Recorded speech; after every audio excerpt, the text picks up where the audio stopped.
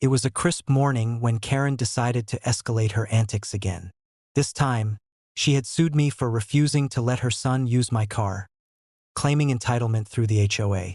What she didn't realize was that her legal maneuvering was about to spectacularly backfire, and it wouldn't take long for law enforcement to intervene.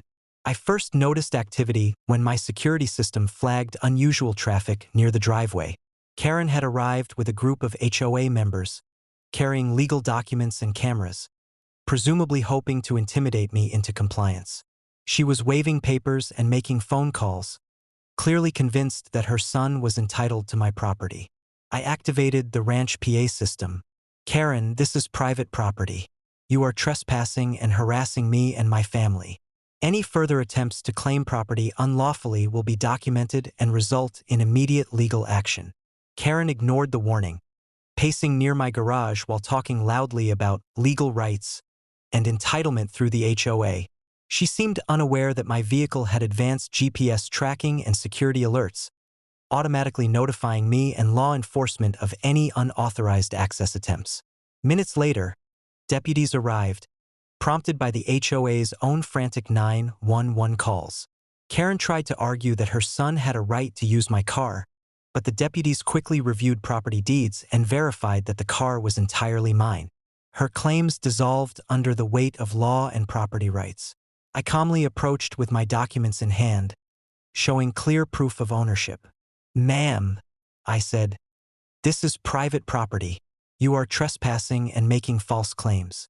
Any further interference will result in legal action and immediate arrest." Karen's expression shifted from confidence to panic.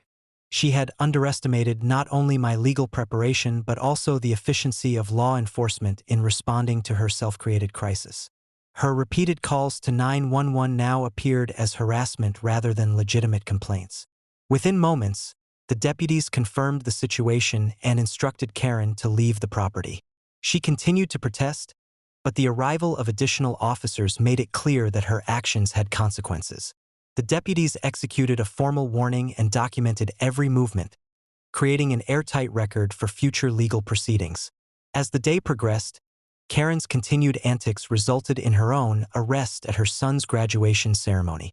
The deputies cited trespassing, harassment, and misuse of emergency services.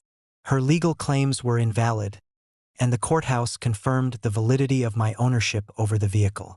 Karen's attempts to manipulate the HOA had spectacularly failed, leaving her embarrassed and legally compromised. Neighbors who had witnessed the confrontation were astonished. Karen had attempted to leverage the HOA to claim private property, only to have her actions meticulously documented and legally dismantled.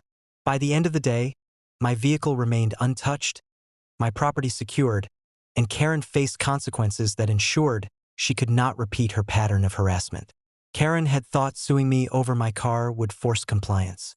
Instead, she triggered law enforcement documentation, legal proceedings, and public humiliation, all while my property remained fully protected. Karen tried to use the HOA to gain access to my vehicle.